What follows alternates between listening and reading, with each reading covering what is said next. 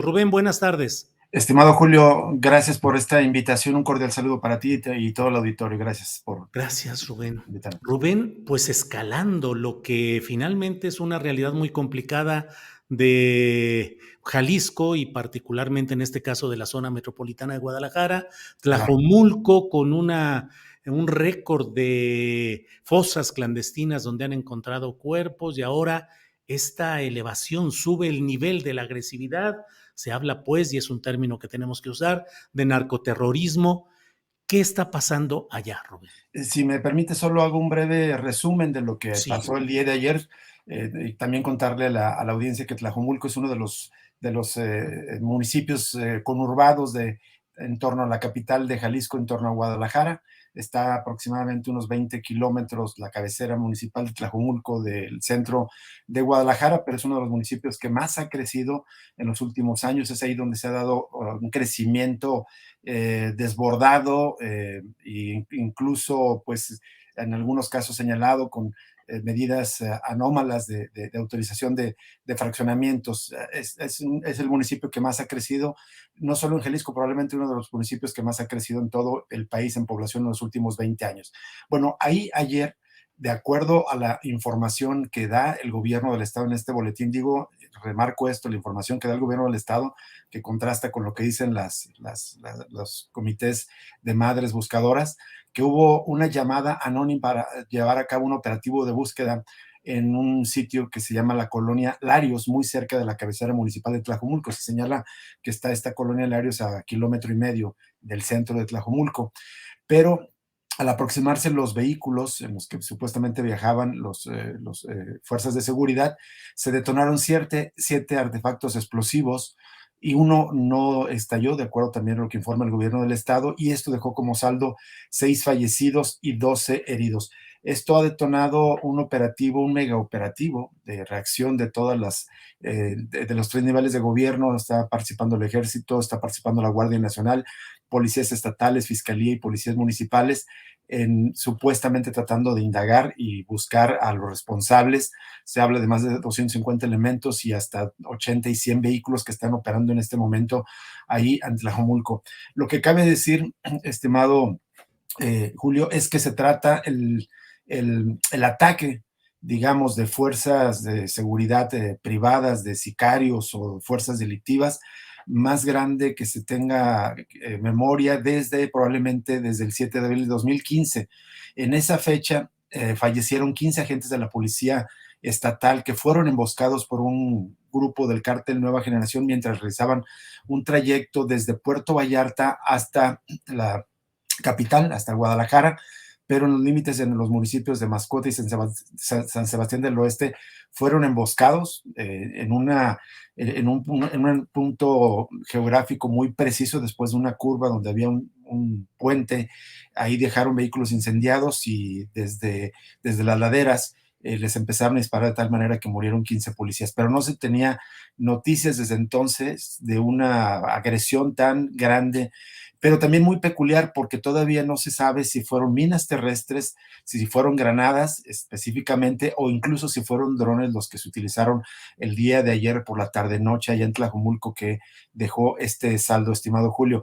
Y las reacciones, quisiera solamente terminar esta primera intervención con eso, las reacciones son muy importantes porque ante este hecho el gobernador anunció que se van a detener los operativos de búsqueda que solicitan las familias.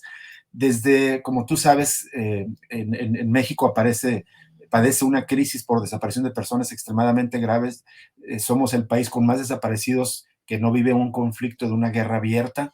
México con estos 110,000 desaparecidos, pero Jalisco es el epicentro de las desapariciones con casi 16,000 desapariciones. Y como el gobierno no busca lo suficiente, las madres están buscando por su propia cuenta.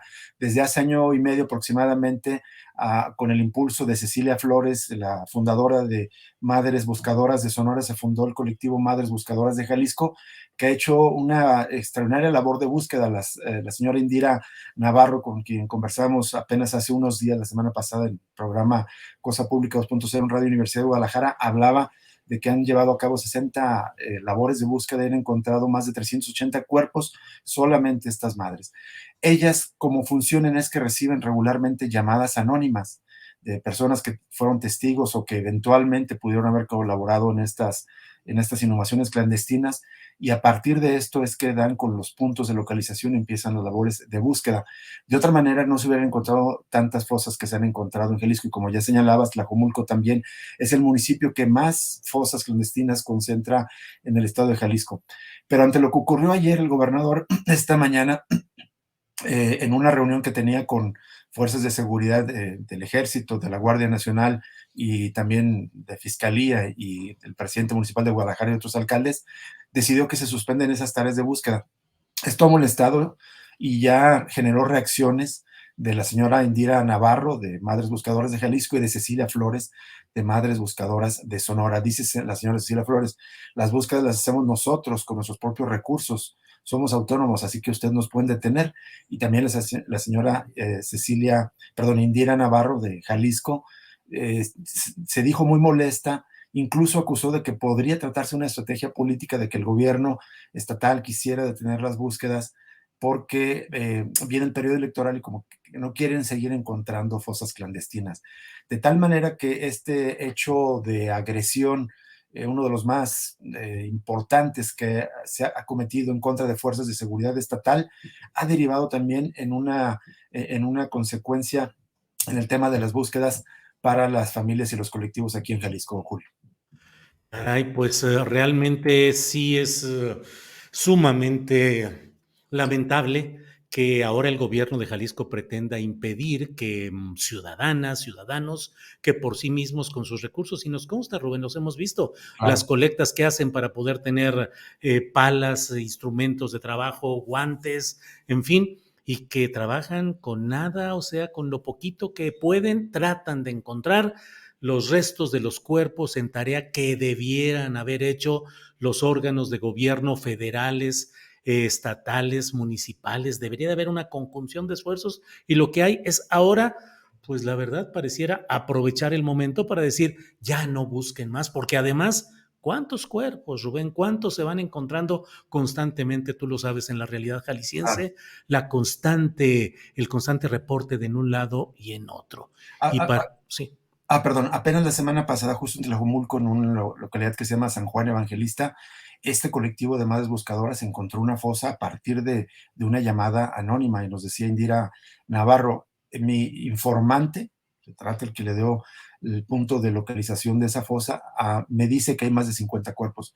Y hasta estos días se estaban extrayendo por parte de Fiscalía, no se ha confirmado el número de cuerpos, pero esto te da idea de la importancia de estas búsquedas, como ya lo subrayabas, Julio, coincido totalmente contigo, de tal manera que es muy preocupante para estas madres, para estos colectivos. Es cierto que pues ocurrió este riesgo, aunque también hay un punto importante. Indira Navarro decía que ella ayer no recibió esta llamada de este supuesto punto de localización que llevó a las fuerzas de seguridad al punto donde ocurrieron las explosiones, de tal manera que por lo menos para las familias no les cuadra lo que ayer ocurrió con las labores que ellas hacen regularmente, pero como tú también ya lo señalabas, también lo subrayabas, es muy importante pues para ellas seguir continuando con estas labores de búsqueda. Ahora, Rubén, pues en el cuadro de todo lo que se vive y se ha conocido en Jalisco y a nivel nacional, policías en Chiapas secuestrados, Chilpancingo, con la irrupción de miles de personas, asesinatos en Toluca, en el estado de Guanajuato, agresiones directas a personas. Pareciera que hemos entrado en una nueva etapa en la cual hay una violencia desatada. No sé, Rubén, cuál sea tu punto de vista. Violencia desatada desde el flanco de la 4T. Dicen, vendrá más violencia porque en tiempos electorales por ahí va a tratar de apretar la derecha o los conservadores o los opositores. Y por otro lado, pues pareciera que no es más que la acumulación de un largo historial de omisiones y de ineficacia de los gobiernos que se manifiesta en estos momentos. ¿Cuál es tu Sí, opinión? yo creo que en esto coinciden los gobiernos de Andrés Manuel López Obrador y de la Cuarta Transformación, y de Enrique Alfaro, de Movimiento, bueno, ya no de Movimiento Ciudadano, ¿no? Dice que es un ciudadano sin partido, pero Y que sin llegó, movimiento. ese No, movimiento llegó bajo estas siglas. El caso es que para ellos las cosas van mucho mejor. Siempre todas sus estadísticas hablan de que mejoran los indicadores de seguridad. Nos dice desde el gobierno que si bien las cifras de homicidios dolosos siguen altas, van a la baja comparado con el crecimiento exponencial que tuvieron los sexenios de Felipe Calderón y de Enrique Peña Nieto. Y aquí en Jalisco es algo semejante. Todos los mensajes de seguridad, de reportes de seguridad que da el gobernador cada mes, habla de tasas a la baja, pero la verdad es que los ciudadanos de Jalisco no lo sentimos así. Todo mundo conocemos a alguna persona, algún familiar que ha sufrido algún robo, que tiene alguna persona desaparecida, que ha sufrido algún incidente de tal manera que las cifras, la realidad no se corresponde con el discurso, con la narrativa de los gobiernos, y coincido contigo, me parece que estamos en esta situación no reconocida también por ningún gobierno, de que vimos de facto una guerra informal.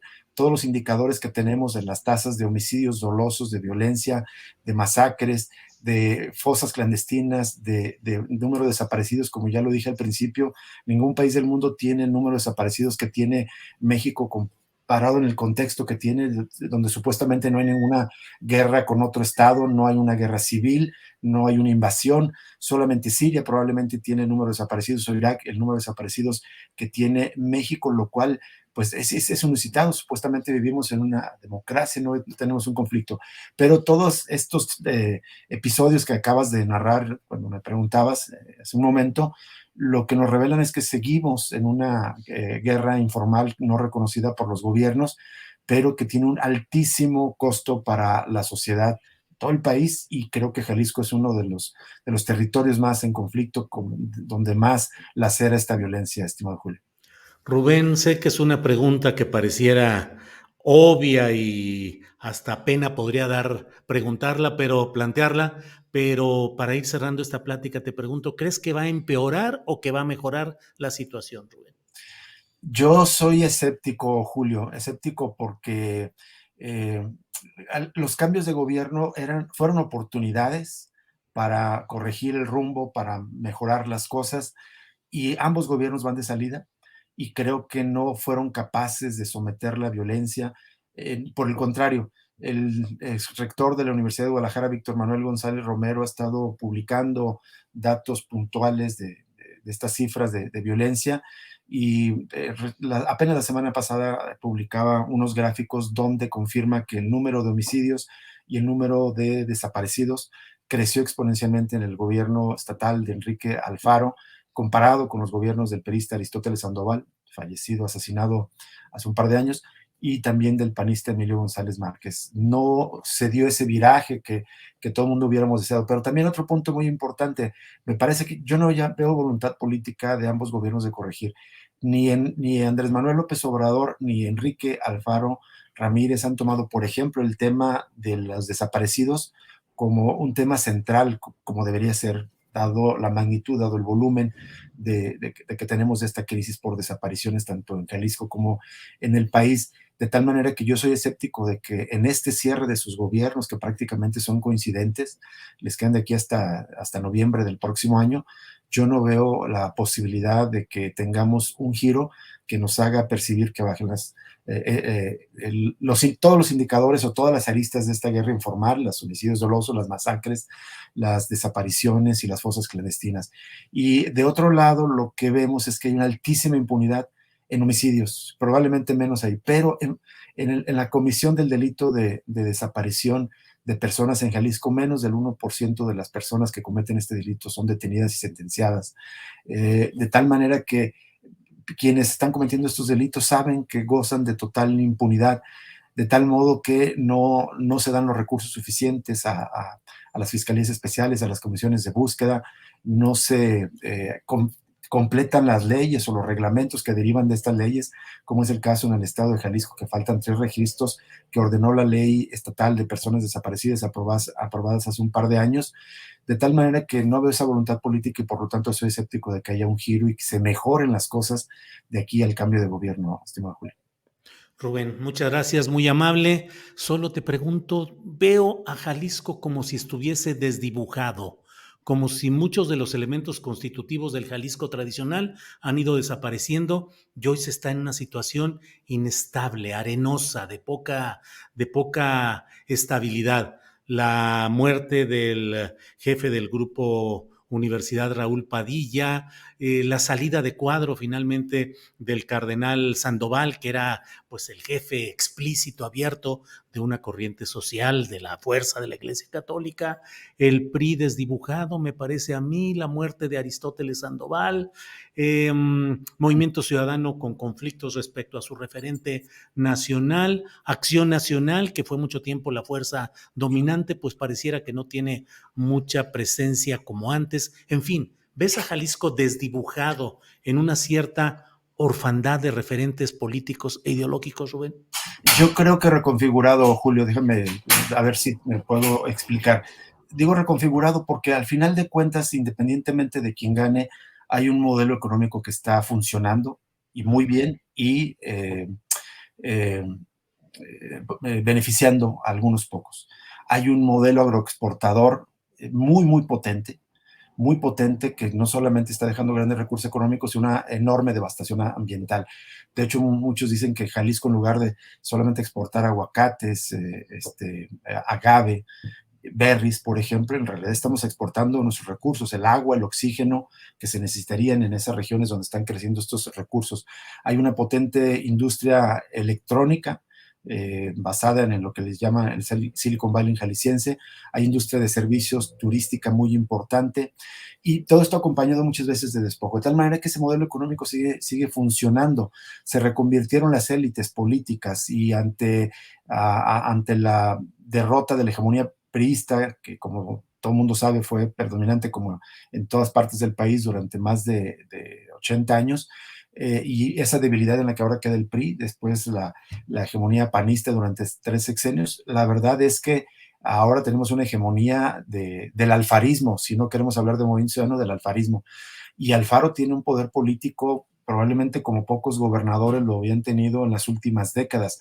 Es un gobernante que no solamente es el titular del Poder Ejecutivo, manda en el Legislativo. Justamente ayer los colegas del diario NTR citaban la referencia del Observatorio Jalisco Cómo Vamos, y creo que 134 leyes iniciativas de ley enviadas por el gobernador, se habían aprobado 130. Es decir, el gran legislador de esta entidad es Enrique Alfaro. Él controla los ayuntamientos, tiene supeditados de facto al PAN y al PRI, y muchas veces logra alianzas incluso con cuadros de Morena, de tal manera que ante el fallecimiento de Raúl Padilla López, quien fuera el dirigente del grupo político, el cacique del grupo político que gobierna la Universidad de Guadalajara, Enrique Alfaro se quedó como el jefe político, el cacique de facto del Estado.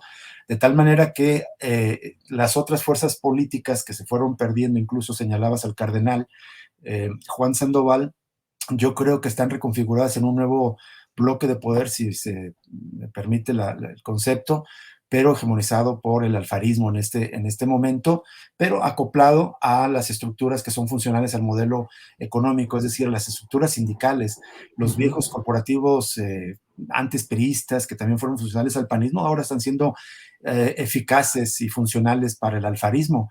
Ahí vemos a los setemistas, a los viejos cuadros de la CTM, de la CROC y de las otras centrales corporativas charras siendo funcionales tanto para el modelo político, esta hegemonía, este maximato, que creo que lo que podemos ver es que Enrique Alfaro renuncia a una candidatura poco probable de éxito presidencial y apuesta por un maximato en Jalisco. Y creo que eso es lo que está ocurriendo en este momento y con, funcional al modelo económico, porque se entiende bien con las élites y siguen funcionando la economía en ese sentido, Julio. Rubén, pues muchas gracias, muy amable por esta Perdón, radiografía. Sí, perdón. solo un punto. Las economías legales, las que mencioné, la agroindustria, la turística, la comercial y las ilegales. Y solo el otro punto es que si bien está esta reconfiguración del poder político, hay muchas resistencias desde abajo, los colectivos de las madres, colectivos de vecinos, campesinos, pueblos indígenas, que muchas veces no aparecen en nuestras notas, en nuestras noticias de los medios, pero que siguen dando la batalla por defender sus Claro. territorios, sus derechos. Y eso creo que es el contrapunto al maximato alfarista. Rubén, muchas gracias. Seguimos en contacto. Muy amable. Buenas tardes. Buenas tardes, estimado Julio. Muchas gracias por la invitación. Hasta Al luego. contrario.